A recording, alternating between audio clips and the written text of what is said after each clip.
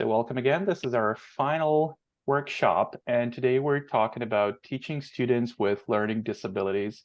And the aims for today's session are the following. So the first one is to understand some common learning disabilities and teaching strategies to support your students.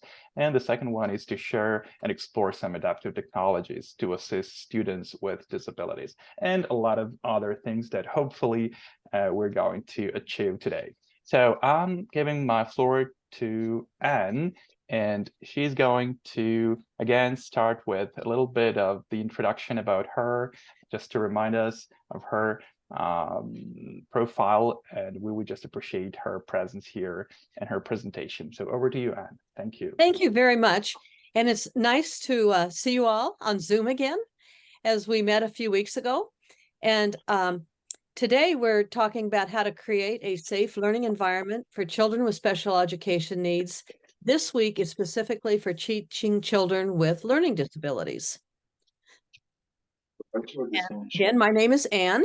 I started out as a speech language therapist in the schools. Then I became head of a primary school and director of special programs for children with special education needs, ranging from birth to 21 years of age. My time has been spent mainly in Colorado in the United States and in Slovenia here in Europe. And I said before, I'm not, unfortunately, not familiar with your educational system, both special and regular. So you'll have to take from my lecture whatever's meaningful to you and apply it to your situation. That's the best for you to do. So today I have several things I'd like to cover in our course outline. And these three main things, there's no specific way I need to do them. I could have arranged them any way I wanted to, but I thought I'd start again, and these are going to be very familiar to what we talked about with children with Down syndrome, the learning teaching strategies used with all kinds of learning disabilities. Then we'll be more specific about kinds of learning disabilities, and then curricular adaptations with learning disabilities. And then, yeah, as you go along, if you want to put questions in the chat, do that, or just write them down and we'll talk about them later. So one thing, again, my terms may be very different than your terms. So hopefully we'll find common meeting with that. And all these points I'm talking about, again, could be lectures in themselves. If somebody else give the lecture, they may have very different talking points than I do. But these are the ones that in my career I found important. With learning disabilities, I have found there's two kind of focus areas. One is from more of a clinical situation, more of a clinic, a hospital setting, a rehabilitation setting, versus the educational setting in the classrooms. The terms I find very different. The clinical situation are much more sensory processing disorders, like auditory processing, visual processing, etc. And they tend to very much isolate the disorders. Often these are psychologists or speech therapists that do it this way. Whereas teachers in education, we're much more what I call functional in our approach. What we want to know is, how does the student's learning disability manifest itself in the classroom, both in regular and special education, and how does it impact the children's learning?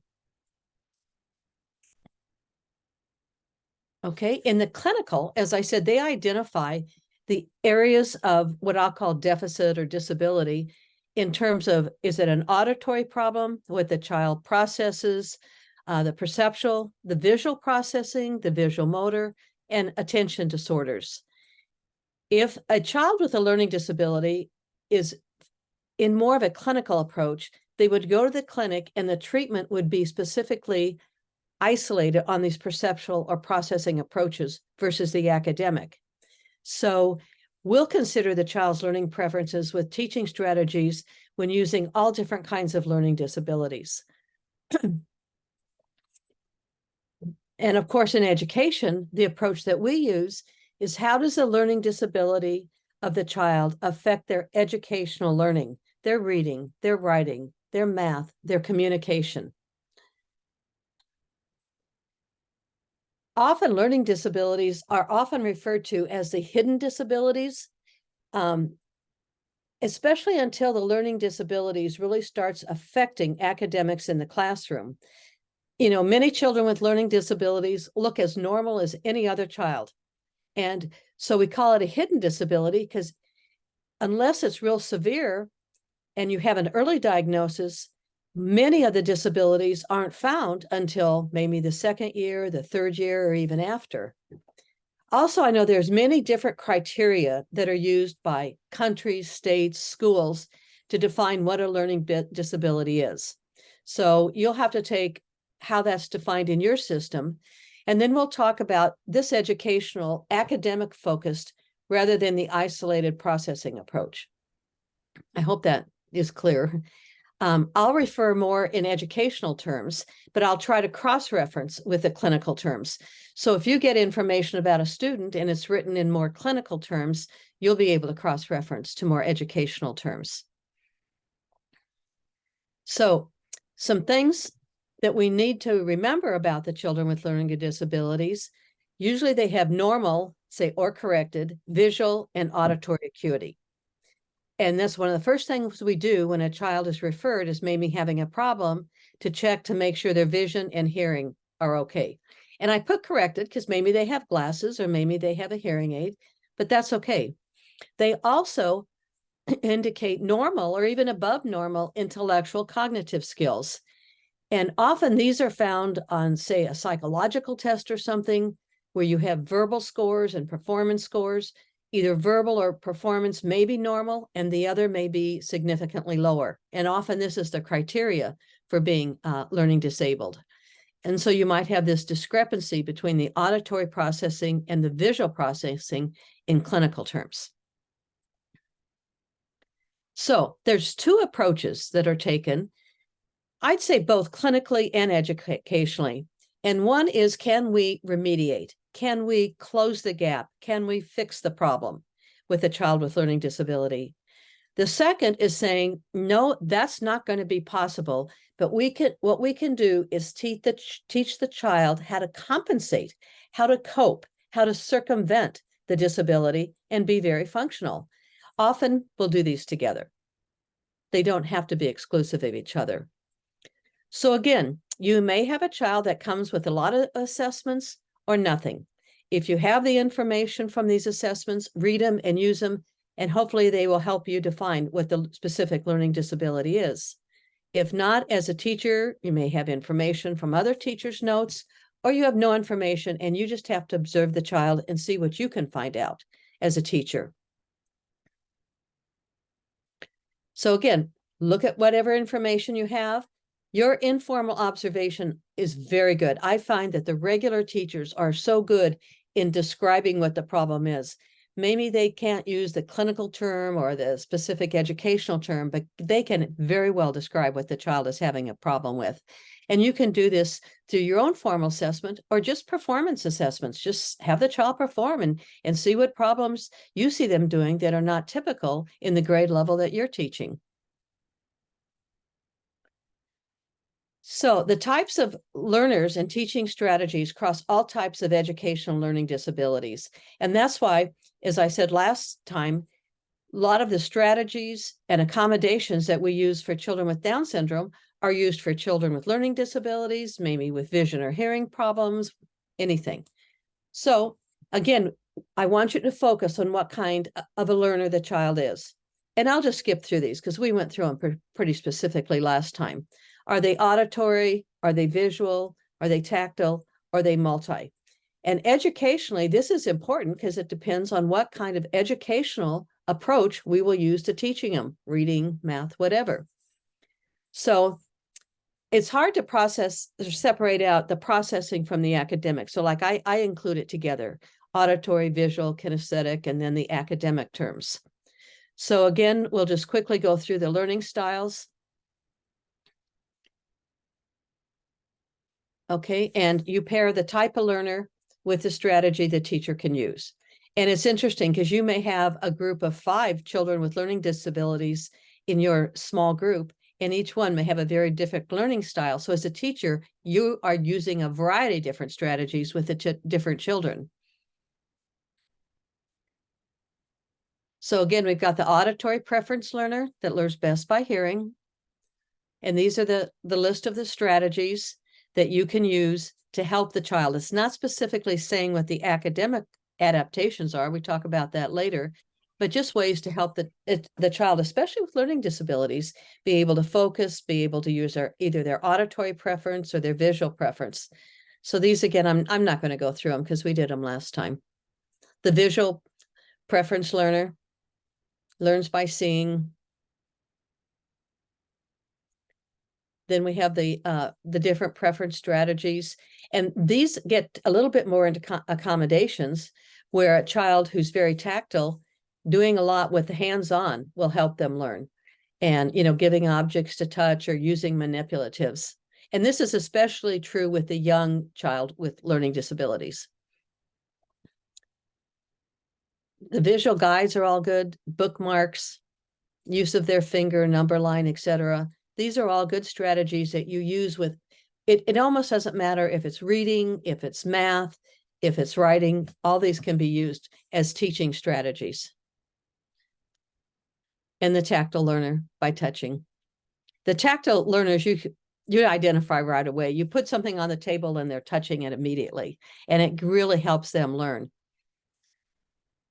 And then, of course, the multimodality, where the child may not have a specific strength or specific weaknesses. They're just able to use all their modalities together to learn best.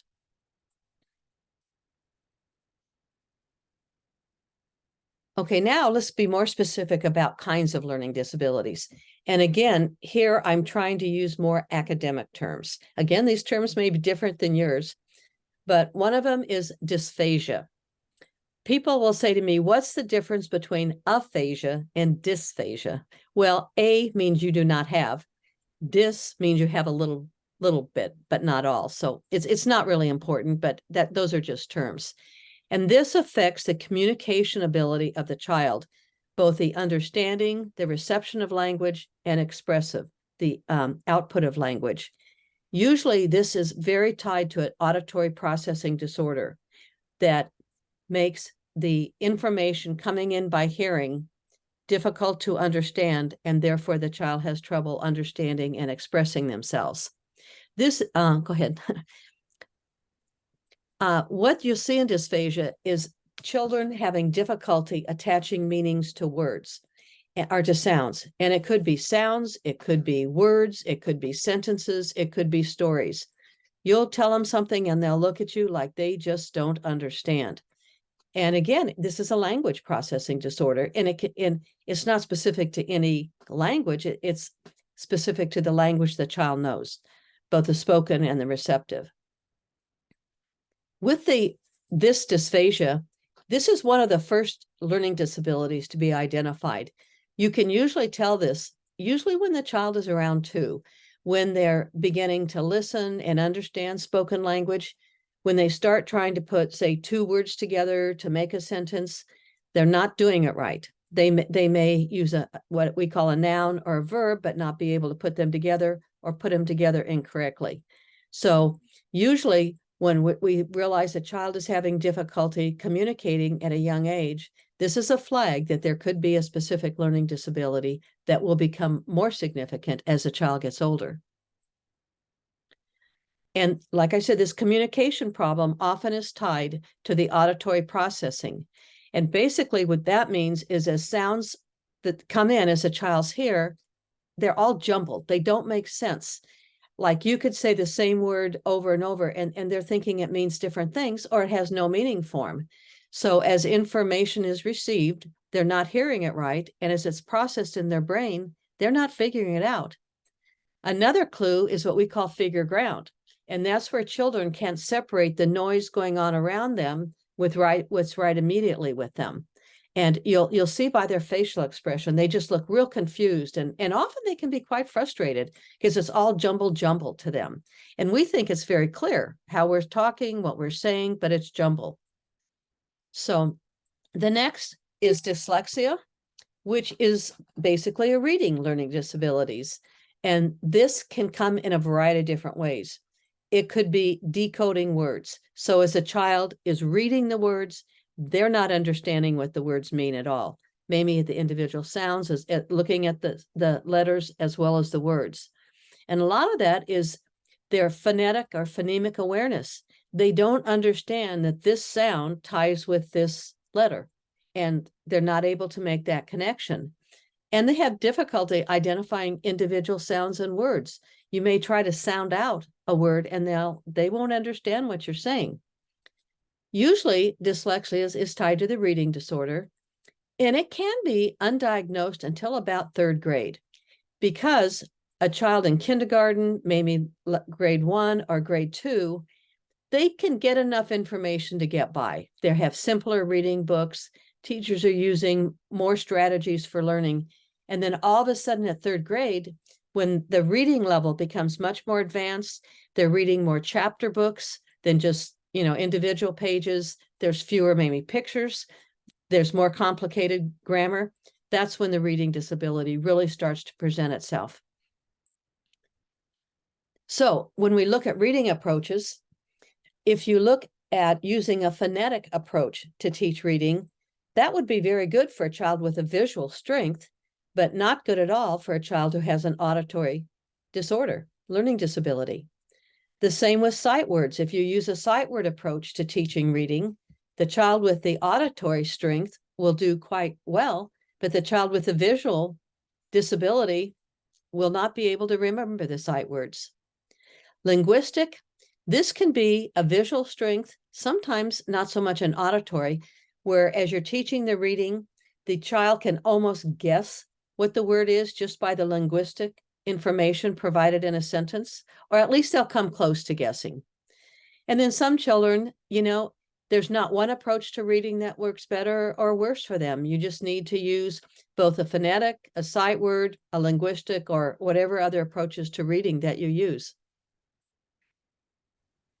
Dyscalculus, this I think is probably the hardest learning disability, and it has to do with math. And it focuses on the comprehension of math concepts as well as the specific calculation of math facts. And when I have worked with many teachers, they say, in our teacher training, we learn a lot about how to teach reading, but we really don't learn as much about how to teach math in a variety of ways. Like I said, in reading, we've got the sight word, we've got the phonetic, we've got the linguistic. Maybe the math doesn't have as many approaches to teach. So you need to figure out, is it the comprehension of the math concepts, the calculation of the math problems, or is it a combination? Dyscalculia can come out in mathematical calculations. You'll see that the child maybe can do addition or subtraction up to a certain level, but the time, say you put in 3 numbers, they can't do it. Or math concepts, they don't understand addition or subtraction or multiplication. Math reasoning, you try to give them a story. John went to the store, he had €1, he wanted to buy 2 pieces of candy, they each cost 50-cent euro. How many pieces could he buy? They may not understand that at all. So you need to break it down into steps. Telling time comes into dyscalculia. Now, we can use the old clocks where the children have to say, okay, it's on the hour, it's 1/2 or whatever. Or, we can adapt this by using more of a digital clock, and maybe the child can understand time. But sometimes it's not just the telling of the time, it's the concept of time. They don't understand before, during, after. They don't understand morning, noon, afternoon. So you have to go back, and these are all math concepts that they need to be taught. Same with counting money, which is very practical for the children to be learning, but maybe they can count euro dollars, but they can't count euro cents, or they can count some, but not others. So you have to be very basic in the approach to that. Math facts, addition facts, subtraction facts. Again, having more of the adaptations, the flashcards, the number lines will help them a lot. And solving math problems. What strategy can you use to give them the information? Like for some children, if they have dyscalculia, they may also have dyslexia. So they don't know how to read the math problem, and they don't know how to solve the math problem. So in this, rather than having the child read the problem, you might read it to them. And also, rather than reading a long problem, you may make it very specific to them. Another one is dysgraphia. This is the ability to write.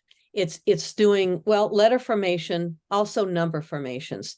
And this is most characteristic when you can start with kind of a younger child. You'll ask them to draw a person, and you'll notice that maybe their head and their bodies aren't proportionate, or they leave out parts of the bodies. They're having trouble processing what they see and putting it in writing. As a child gets older, you may see where they reverse letters. Rather than writing, say, a 3 like we would do, they write it backwards. Could be the same with sounds. Rather than sounding like a P for Peter, they make a B for butter or something. And so they're just not able to do that letter formation. So you need to use a lot of strategies to help them over and over get that visual motor practice of being able to write the letters. Dysgraphia can be seen in the child's writing or their drawings, but you'll also see it specifically. And again, this is probably more by the time the child gets to the 3rd grade, their spelling, their grammar, their vocabulary, their thinking, their memory.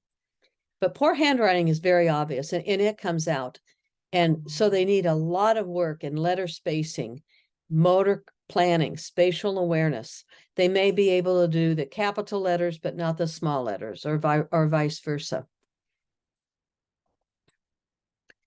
The visual perceptual order is very tied to the dyslexia and somewhat also to the dyscalculia in math, where the child will be going along and totally lose their place on the page, or they'll confuse their letters, like I said, between the B and the P, or an M, they'll write like a W. They'll put it upside down. And again, this is usually because of poor hand coordination. You'll see that the difficulty with pencils, with crayons, with scissors. You'll see, first of all, they may have trouble holding the scissors. Then they may have trouble cutting with the scissors. So again, it's that visual motor, fine motor work that the child is showing significant problems in. This, again, can often be found around 4 to 5 years of age, usually at the kindergarten level or preschool level, where the child is doing a lot of very basic visual motor tasks. And you'll see the dyslexia, you'll see the dysgraphia, you'll see all of that is very, very difficult. Attention deficit disorders. Again, this applies to a lot of children with specific learning disabilities. And they can have just the basic attention deficit disorder, or they may have the hyperactivity that comes with the attention deficit disorder. And of course, if you have these disorders, you need to use the strategies that we talked about to help them attend and focus. Otherwise, it'll be very difficult to teach the reading and the writing and the math when they're not able to attend. So there are different kinds of treatments for the attention disorders. Some are just basically treatments where the child practices over and over to attend better for longer periods of time. Sometimes it's a behavioral approach that's used where, especially in hyperactivity, you want to reward the child behaviorally for paying attention or focusing. Sometimes the children need medication, that no matter what strategies are used, the doctor needs to prescribe some kind of medication to help them focus. We also have what we call dual diagnosis learning disabilities. And this can be, you've got dysgraphia and dyslexia. You have dysphagia, dysgraphia. And what we say, this is a common type of learning disability that's really frustrating, because like we say, you have one disability plus one disability, but makes such an impact on the child's learning. It's not a 2, it's almost a 3 in terms of intensity. So again, in your curriculum, you have to decide based on the type of learning disability, what kind of curriculum are you using in the regular curriculum, and then what kind of adaptations can you use?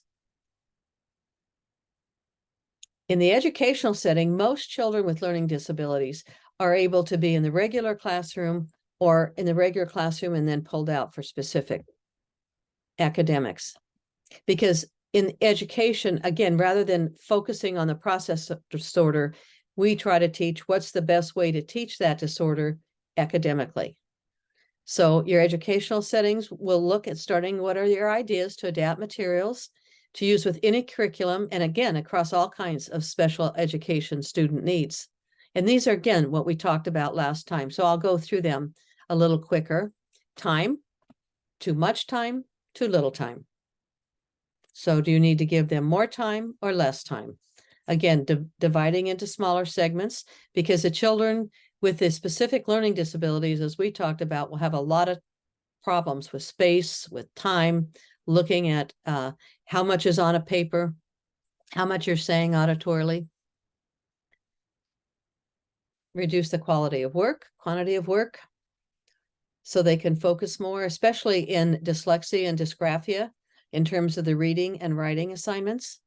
Give fewer, break it up more. And these are just examples that I used before, but again, they're examples that you can use with children with learning disabilities. What we often say is, you need to know what the disability is, but the teacher strategies and the curricular adaptations go across almost all types of disabilities for students. So again, look at your space. What are you presenting to the student for a lot of space?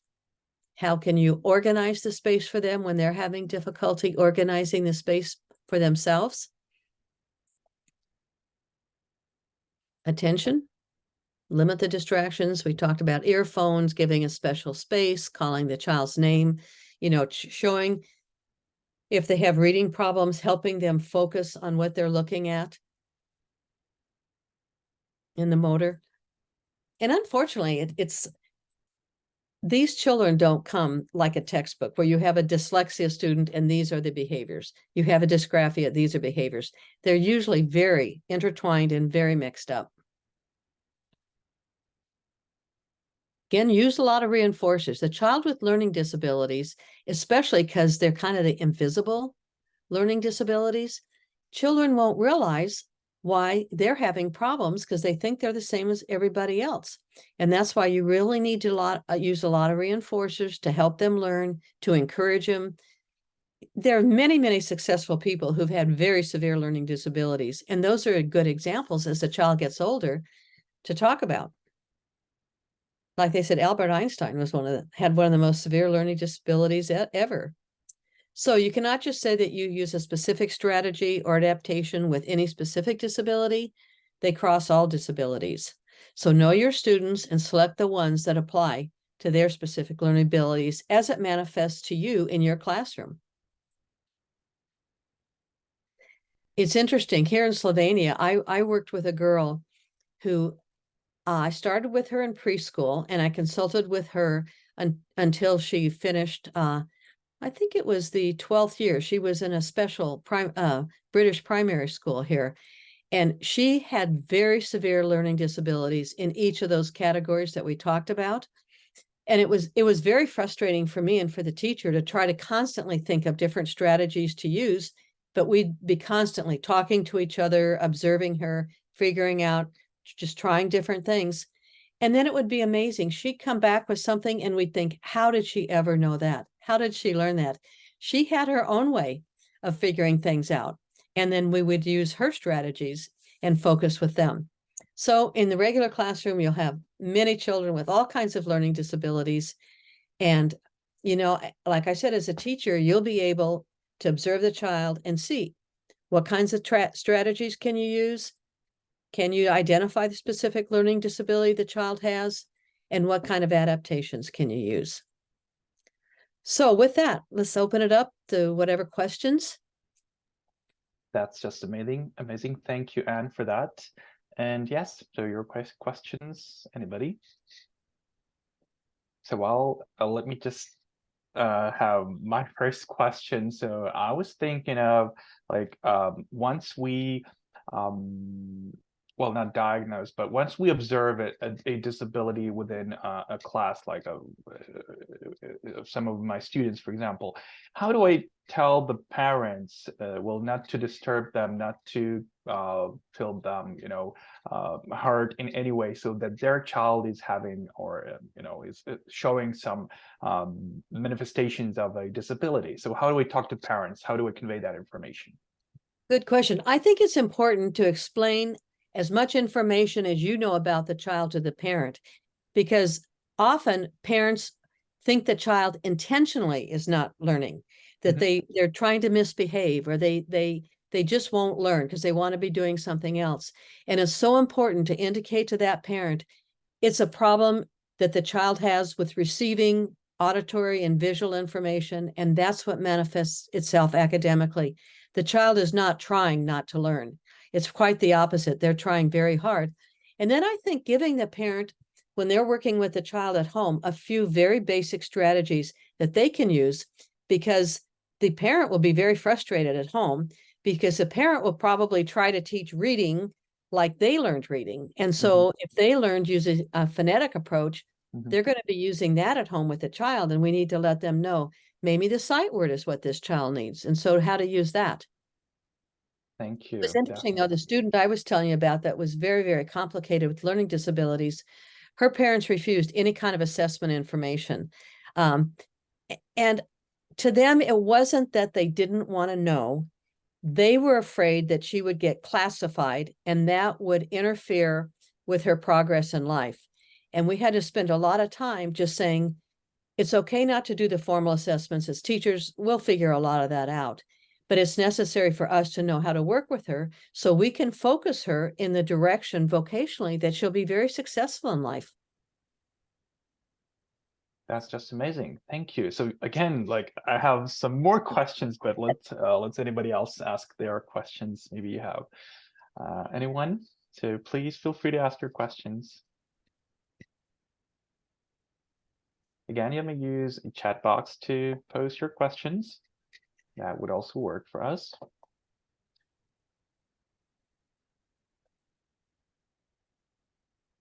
One thing, in fact, I might add is a lot of the current research shows that maybe 25% of children in a regular classroom will have a learning disabilities.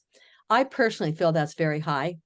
I think there's a fine line between what is normal learning and kind of a normal disability in learning versus a specific learning disability.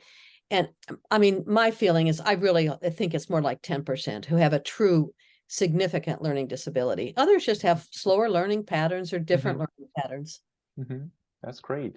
And just yeah, while everybody's thinking on their questions, so you've mentioned the assessment process. Can you just tell us a little bit about that process, the process of assessment in America? So if you can see that a student has some learning disabilities, do you have any kind of different strategies for assessment, or can you because, well, in Ukraine we have like kind of a standard assessment system. How can we through the management of the school that that student deserves that kind of, let it be 7, so like 7 out of 12, so that was out of the motivation for that student, and how do we prove that that is the mark that he or she deserves at that point? So can you compare it to American system? Yeah, in our system, we used a lot of what we call school-based professionals rather than clinic professionals. So we have a psychologist who's trained in school psychology, special education teachers, of course, in the education, speech therapists that are school speech therapists, not more clinical. And so what we do is each person on the team, the assessment team, so we've got the psychologist, regular teachers, special teachers, speech language specialists, maybe some others, all have a certain battery of tests that they do. And then after each one does their test, we get together as a team and we go through okay, let's talk about reading. What did you find in your tests that show the strengths and needs in reading? The same with math. Is it an auditory problem? Is it a visual problem? And by doing that, it's not any one assessment that's really more important than the other. It's a combination of all this information. We start seeing a profile of the student. And usually in America, to define a learning disability, we have to show that there's a discrepancy in the potential the child has, say in performance, visual motor areas or whatever, versus auditory areas, that we have to show that discrepancy in order to qualify as a true disability. And then it's that team that's responsible for helping the regular and special education teacher write a plan for that child. And we say, what are the goals for the year, and what are their specific objectives maybe for each quarter. And then we assess, are we on track or not on track, and what can we do? The important thing is we want to provide as much support to the teacher as possible, to the regular teacher, but we know sometimes resources are limited, or the child is in a very rural part and we don't have that full team to be there all the time. So we just use what we can. Thank you. That's great. Yeah. So again, it requires a lot of extra work, a lot of applying and involving the psychologists from school. I imagine. Just I'm trying to somehow project this to the Ukrainian system that we've got. And yeah, that's just great. That makes sense. Thank you for touching upon so many great things. And yeah, here we have a question in the chat box, so let me voice it out. So how are parents involved in their child's education, and what mechanisms are in place for maintaining effective communication between school and home? Well, I should have mentioned the parents as part of our team. When I talked about the assessment team, the parents are very involved in the team. We often will have a psychologist or social worker who will do an interview with the parent or parents. Everything from what did they notice from the time the child was born through all the developmental stages to see how that compares with what we see in children. And then the parents are always at all of our meetings. We need to inform them when we're having a meeting, invite them, and actually set it up so that they contribute a lot to that meeting. And then letting the parents know what can they do at home to help the child, and giving the suggestions for that. So it's very important to include the parents. That's great. And thank you. So thank you, Marina, for asking that question.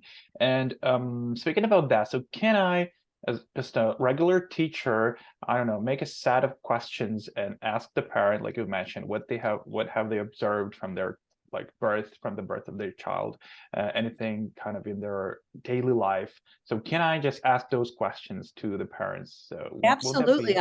We start with, how was your pregnancy? Was it a difficult pregnancy? Was it more normal? What about the birth of the child? Were there any specific problems at birth? Lack of oxygen, a long delayed birth, something that we need to know. And then we'll ask, and it depends if the parents have other children and they can relate the development to, or if this is their only child. We'll say, when did the child start learning to talk? When did they say first words? When did they start putting two words together? Were they interested in books?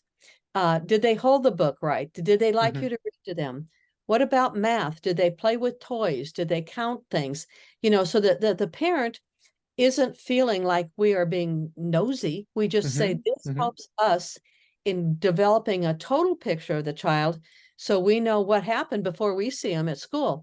I always say parents are the best advocate for their child, because they have the child from birth to adulthood.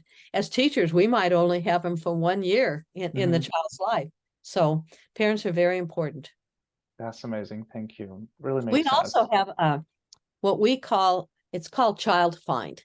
And it's a system that we use when the children come to, it's our 5-year-old kindergarten. And we have the regular teachers do kind of a screening where they look at the child's communication, the child's reading or pre-reading abilities, math, pre-math. And if they right away spot that the child is having a problem, then we immediately try to get this team together to look at the child and say, is there really a problem here or not, or what to do? So we call it Child Find, because the idea is catch the child early, especially with these invisible disabilities. Okay, that's great. And any teacher can make their own little informal assessment and see how this child compares to other children. Thank you. And I'm just can't stop myself, joking. And I imagine myself coming tomorrow to a parent and a male teacher asking, "How was your pregnancy?" So it was just like a fun thing too. But anyway, definitely, because I had a very similar situation. So my wife delivered our baby slightly in advance, like 2 months before the actual date. And luckily, so far, we don't observe any kind of delay in the development. So that definitely could, influence the these things. Exactly. So in this case, I can relate, and I can actually ask those questions, and that would make a lot of sense to me. So I would just learn more about that student. Yeah, It for is, and I sure. think that the parent needs, especially if it's a male teacher asking the Hmm. questions, why is this important to know? And to let the Yeah, parent know that as a child develops, that has a significant impact on reading, writing, math, etc. in later years. And so that's why it's important. that's great. Yeah, so just acting professionally, just explaining each of the question, that really makes sense. So the parent just sees that you're not like nosy, as you've mentioned, and Right. you're not just trying to get some extra information out of their environment and so on. All right, Yeah, cool. if the parent doesn't want to answer, just say that's fine. Maybe Yeah, at a yeah, later that's fine. time you can Hmm. tell more information or whatever, not making them feel bad that they're not going to share, because some people do not want to share. And Totally. that's okay. That's their privilege. Yeah. Cool. And there's just one more question for me, because sometimes I observed kind of an aggression from the side of the family. So I was trying to politely, softly, and mildly present the situation. So the student was like, I was explaining how he was acting during the lesson, and the reaction was pretty aggressive. And to what extent should I try to, knock on their door and like, where is the limit? Where should I stop and just, live it as it is? Or I shouldn't do that. Well, I think it's important, first of all, most parents are not trained as educators. So most parents really don't know how children learn to read Mhm. and the steps that they go through, their pre-reading skills, their reading skills. And so I think it's important to also, let the parent know what are more normal developmental stages of learning to read, because we can't assume that the parent knows that. And then we can also indicate that the parents may feel that they're guilty, that they've done something Mhm. wrong Mhm. and Yeah. not stimulated the child right. And I think it's important to say these are problems typically what we see with learning disabilities, that either it's in utero and the brain isn't developing, Mhm. or at birth it's not, or later it's not. And so it's not their fault that the child isn't progressing like they should, Yeah. but it's something really physically that it is. But again, it goes back to that invisible disability that's harder for parents, I think, to accept than if you were a Down syndrome child or cerebral palsy or something like Mhm. that. Mhm. Absolutely. And it's okay to think some parents, they will just not agree with you, or they will be very upset that you're Mhm. saying the child has a problem. Mhm. And you kind of know when to push and when to pull with, Mhm. Mhm. and Mhm. go easy with them, see their level of understanding, and then Mhm. hopefully as time goes on, they'll understand more and more. Absolutely great. Thank you. That makes sense. And yeah, definitely provide some kind of positive feedback, because I'm trying to squeeze some kind of positivity out of any situation. And Yeah. yeah, so normally, hopefully, it's gonna help. All right. Mhm. Anybody else? Can you think of the questions? Yes, Svetlana, you're welcome with your question. Okay, hello everyone. And Nice. I have a question. I have a student with learning disabilities.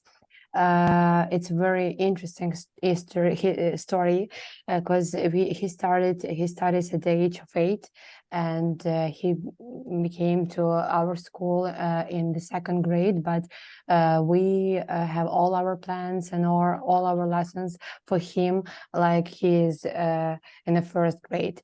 We had a very good experience with him for last year. He had a very good progress, but now he is unmotivated.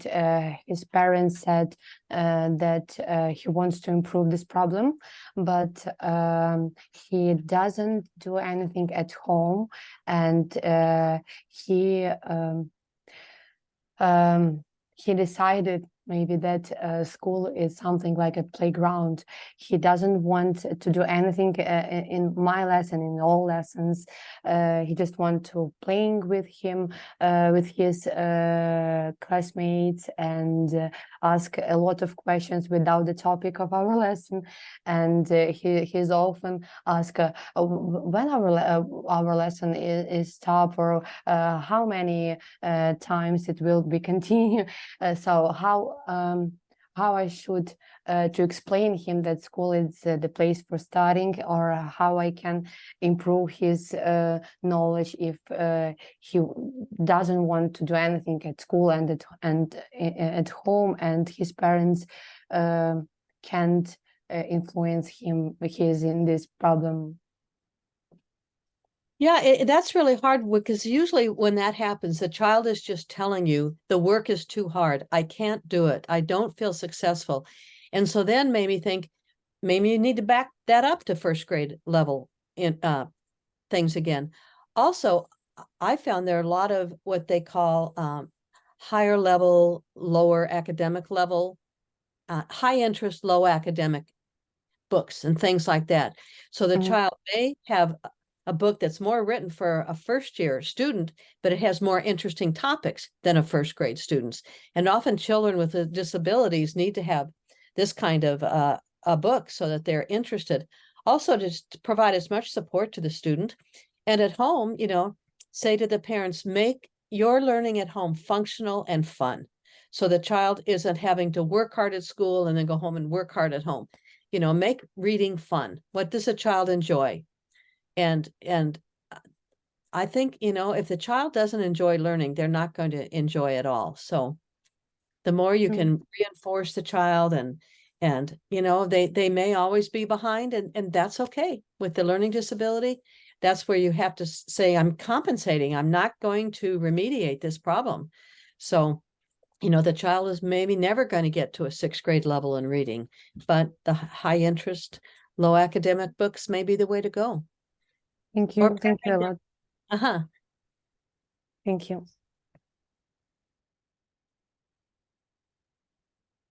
Thanks for the question, Svetlana. And yeah, I think we have one more question in the chat box here. So what changes or adjustments should be made in the classroom to help the child learn better in this situation? So again, some kind of physical adjustments, or I don't know, activity or routine adjustments. Can anything be done?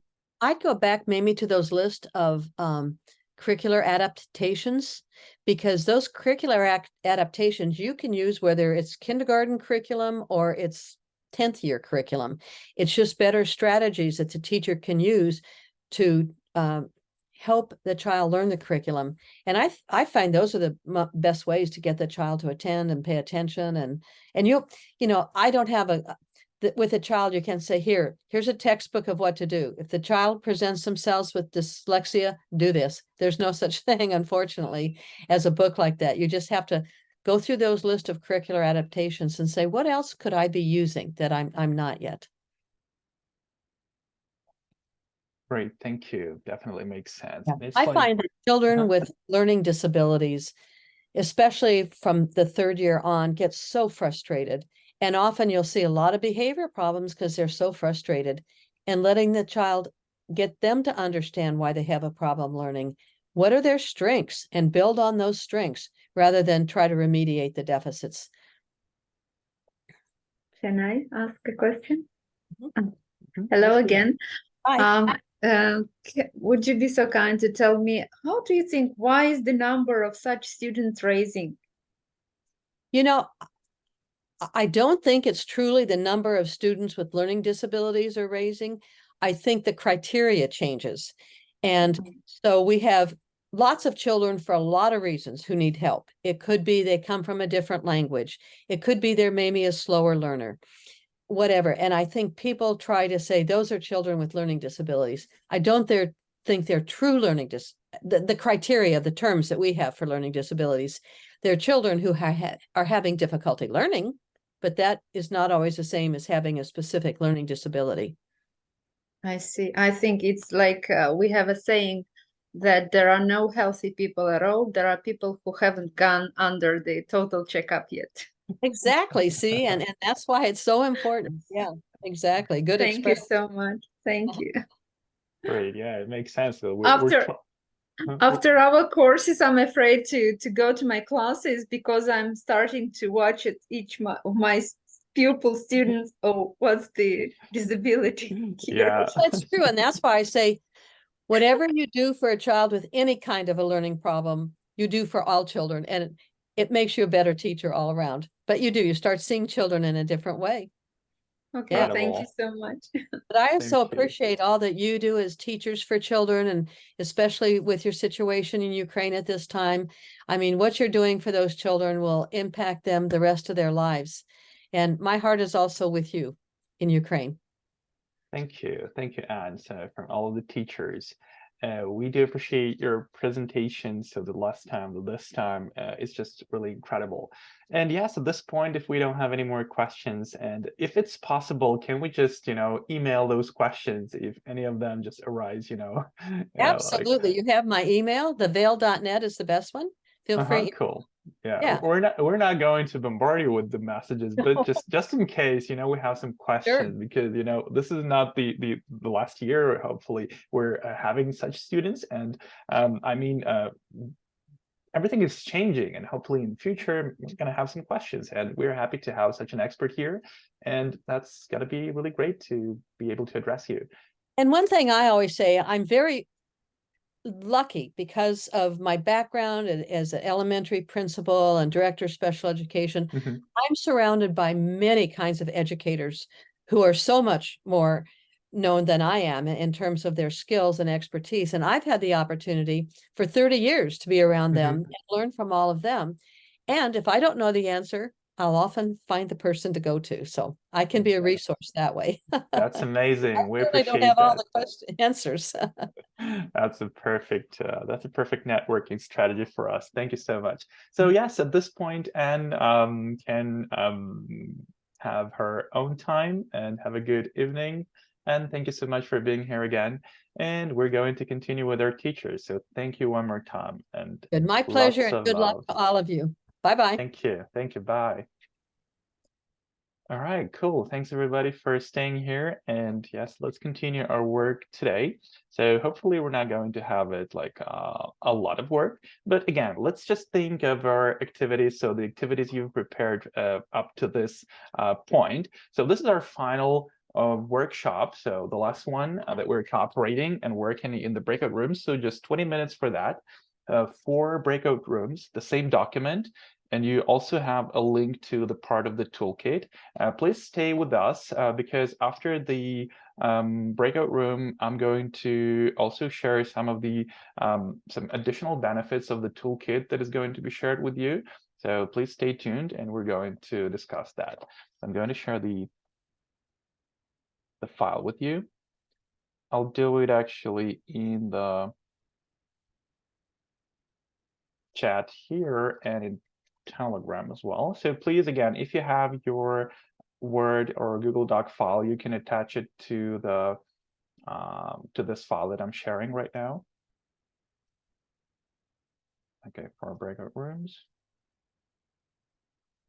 And we want 20 minutes for that. So you're welcome to start. Again, if you have any questions, so you may share your screen, you may edit the document, and if you have any questions, please let me know and I'll try to help.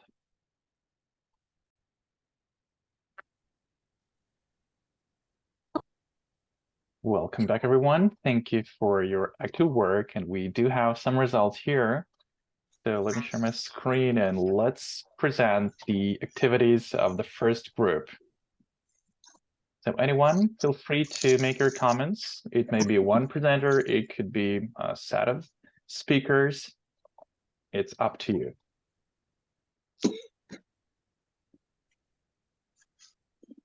So group number 1, it was Alina, Ludmila, Marina, Ruslana, Uliana, Anya, Irina, and Svetlana. So any one of those ladies. Yeah, we are ready. Yes, Svetlana, you're welcome. Okay, can I share my screen? Well, definitely, yes. I'm stopping my sharing.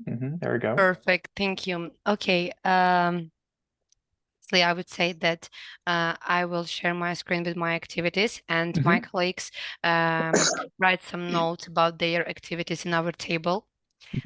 So let's start. For reading activity, I choose a close reading, but it's not a clear close reading from our toolkit. It's something between close reading and picture walk. students should to read the text with the missing words, but they should have the pictures from these missing words. And there's something about the reading without problems from the pictures. I don't know how to explain it. It's a like associations. I don't know. Okay. Next, it's a writing activities. It's a sentence frames. It's very interesting as for me, just not for not just only for students with learning disabilities, but for all elementary school pupils. And writing portfolio, we are all of us use this strategy because we are new Ukrainian school teachers, but it's something else for students with learning disabilities, because for in a general way we use it for have a full understanding of all the work activities of our students. But for these students, we should to combine and compare their progress. For speaking, it's a picture descriptions using simple tenses in 3 ways. First, it's about the true and false.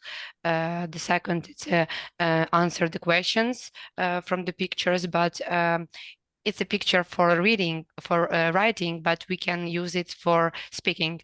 And the last one, it's just a personal work for our students. And the listening activity, it's audio stories with visuals, but I have 2 ways. The first, it's a simple way. In general, we should to listen the text with the pictures. I found a very interesting story with the pictures. It's Rainy's first day at school. It's so beautiful. And after listening, we have the same pictures, and our students should to put the pictures in the correct order to reproduce the story. And the second way, it's a harder way. Our students should to listen the text. Then they should to draw the pictures for these illustrations for this text. Imagine this text like a picture story. Then we have the perfect sketch demo lab tool. It's a perfect tool, really. We can make movie from our pictures, for our drawings in this tool. And then when our cartoon is done, we can tell our story with the film. And it's something like producing our their listening, their knowledges, their creativity. And more about activities from our group. It's a collaborative puzzles for reading. That's something between the listening with the pictures. So students should to read the text, and maybe in groups they can draw the part of the text, and then they should to make a big puzzle from this text. It is idea from by Marina. Label the drawing is for writing, and she wrote the notes how to use this activity in our table. And show and tell we choose also for speaking. And for listening, our favorite listening bingo. It's really my favorite activity after this course. And Simon says, and moments to songs with following directions. It's more about the physical activities in the class. It's necessary in our new Ukrainian school, but it's interesting for listening too. And that's all. That's amazing. Thank you. Thank you so much for the presentation, Svetlana. Incredible. And definitely, if you can share those links, of course. Especially, the one that you've mentioned. So the one that you can animate and create your movie. Students are going to like that because that's something they create together with a teacher or on their own. And that's truly amazing when they're drawing, like a character is moving and you can animate that. So that's just truly amazing. You know, I did the very interesting lesson in Halloween with my 6th grade from this tool. We watched a little part of the cartoon monsters in a holiday. No, monster hotel. And they said that everyone found the character from this movie in themselves. So I proposed them to draw a variant of the character if they would be a part of this movie, and then we make it alive in this tool. It was amazing. So adult children, I don't know how to say it, and they was expressed from this. It was so interesting and funny. We laugh a lot and we improve our speaking skills. It was amazing. So impressive. Use this. Yes, it's so definitely. Absolutely. So it's so much like of their creativity, and they do what they like and they do what they can relate themselves to. So to those characters, as you've mentioned, that's just really incredible. Yeah. So I believe these students just forget that they're learning, but they learn, you know, in a very comfortable situation. So that's one of the ways on how to make your environment a safe one. So thank you so much for those ideas. Incredible. Yeah, cool. Any additions to the information of group number 1? Any comments, or maybe any questions from other participants? If you have any questions, so feel free. Again, if not here, so you may ask the questions in the chat or in our Telegram group. So feel free to do that. And meanwhile, I believe we can move on to the second group, and let me share my screen. Or do you want to share your screen again? Group number 2. Now here are the activities. So feel free to make your comments, just short comments.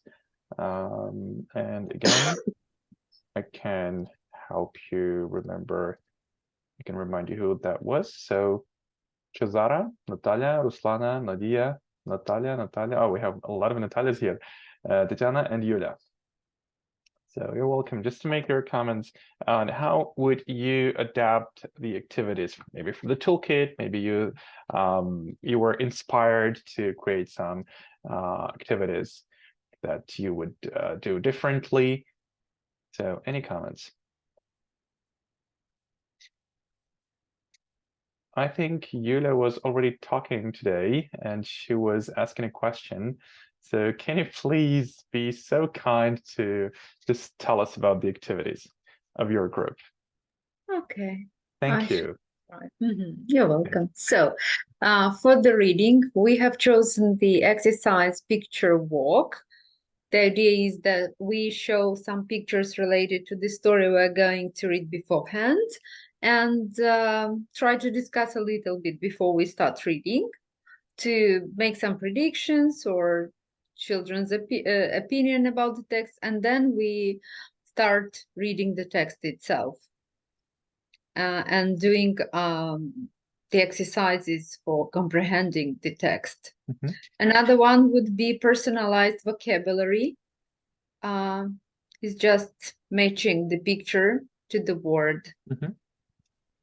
Okay, as for the writing, we've chosen the exercise shared writing, when the teacher works together with the student and describes their interest, describes their opinion, what they have written about, what have they read about. And writing portfolio, it's a work throughout the school year. At the end of each topic, students make a project or just a picture drawing or anything they like on this big topic, and they collect their work into a folder throughout the year. And at the end of the semester or at the end of the school year, we can do a kind of revision of the whole material to go through topics which I have learned this year, and just to check up the knowledge of the covered material. As for the speaking, we've chosen the exercise show and tell. Pupils like it very much. They bring some favorite objects from home or favorite, I don't know, it can be their favorite toy or I don't know. And they have to describe it. Another one would be role playing and picture speaking. The one with picture speaking, for example, we show them a picture related to our topic, and students take turns in describing different parts of the picture. Now, for example, someone is describing the objects, another one the size, another one the color, another one their position, and so forth. And for the listening, audio stories with visuals. After listening several times the text, the song, the short story, we ask questions to check their comprehension, true or false, or I don't know, different types of questions for checking their comprehension. Thank you. Thank you so much, Julia. That was really good of you to make the presentation of your activities. That's incredible. And definitely, yes, so you adapt them according to the level of your students, according to their needs and language level. So that's just really great. So group number 3, what about your activities? So anyone? Or let maybe I'll try. Yes, you're welcome. Yes, colleagues have already mentioned these activities because we all just read the resources you gave us. But still, our group found interest in for reading just word hunt. Then that's when the teacher just prepares a short passage with repeated sight words and then highlight these words and ask the students to identify and circle them as the teacher reads them aloud. So it's a simple task, but it seems to me for students with disabilities, it's good. Then as for writing, then here is just trace and label the drawings. So students just write basic labels or short sentences and describe the elements in the picture.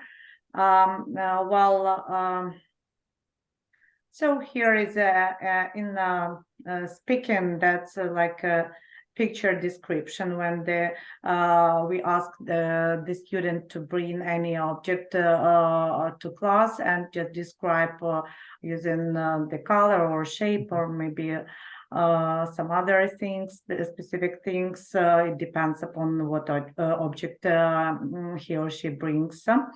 Or maybe his favorite thing to class. So and as Svetlana told, the favorite activity of all teachers, maybe that's a bingo. And here we also just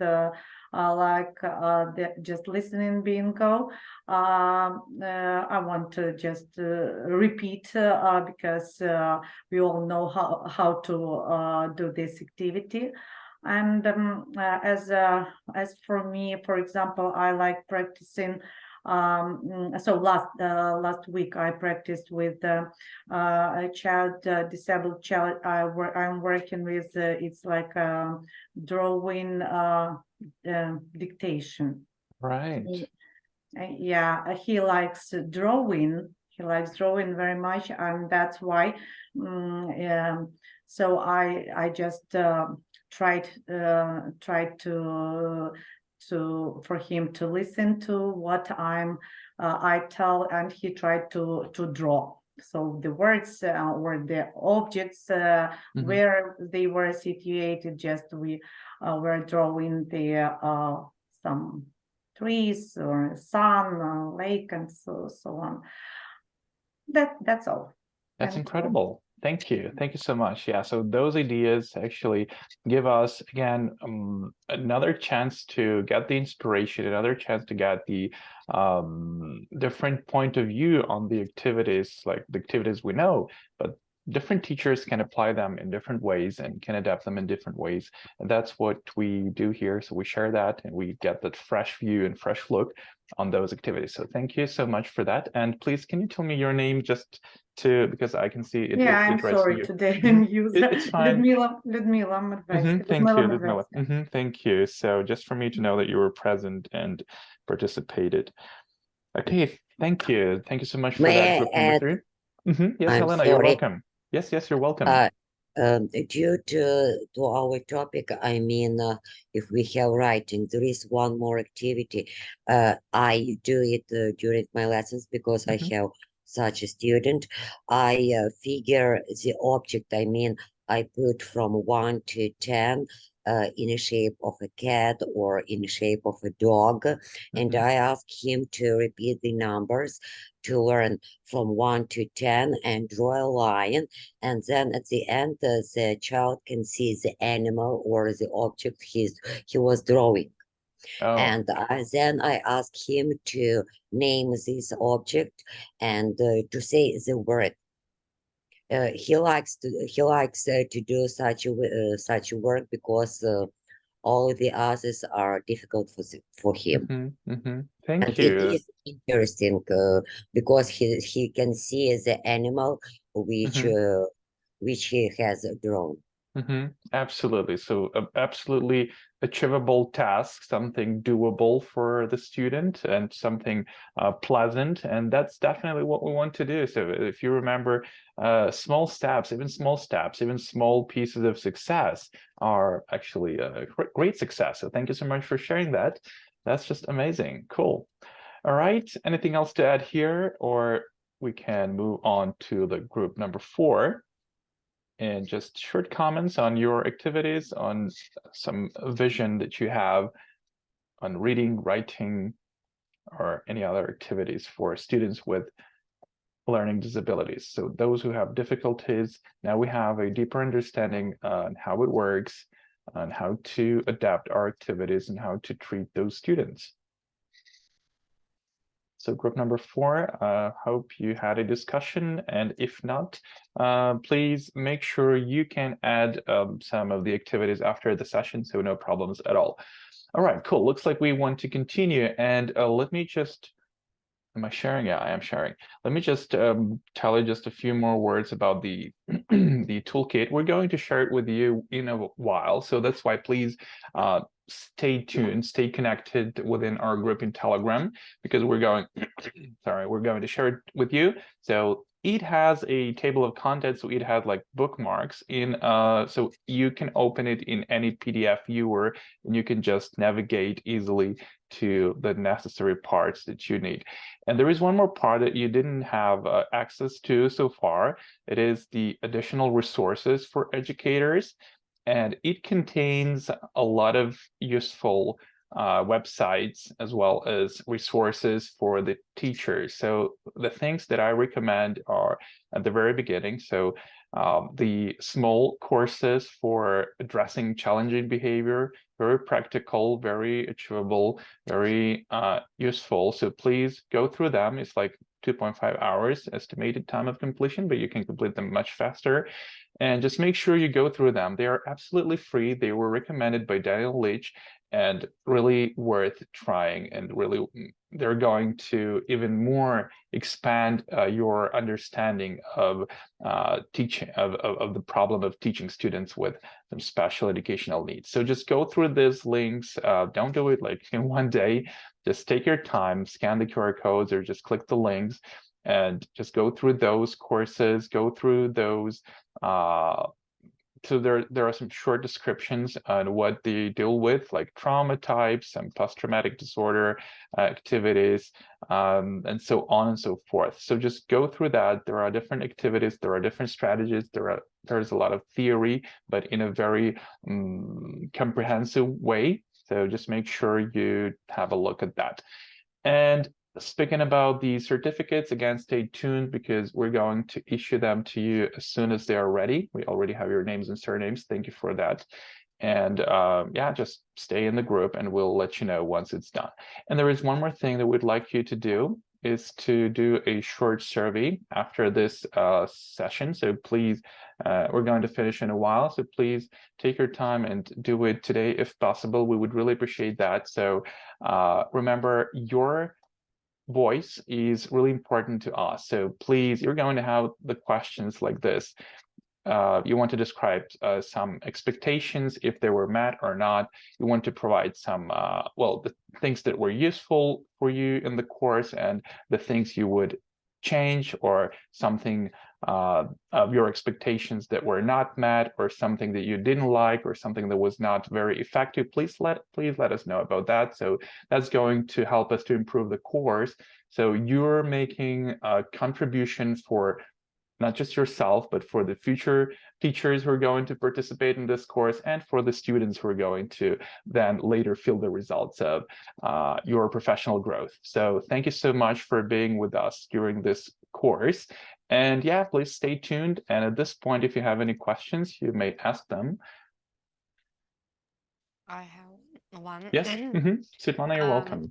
Yeah, what we should to prepare for the next session, for our roundup session? Nothing to prepare. So you just go through the activities. You may have some questions, but I'm not sure about the format of that session. So this is actually going to be just like a roundup conference with a lot of guests invited, and nothing in particular at this point. So if there's anything you should prepare, I'll let you know. So just you want to be present there, and we want you to be present there. So just maybe be ready to have some comment, right? So just to share your feelings about the course, share your expectations, and that's it. So that's just about, just finalizing the idea of the course. So that we've gone through a lot of a lot of different things here together, and I think that's a very great achievement for us. So just be ready, be present at that final one. Okay, And thank you. yeah, thank you, Svetlana. So any other questions?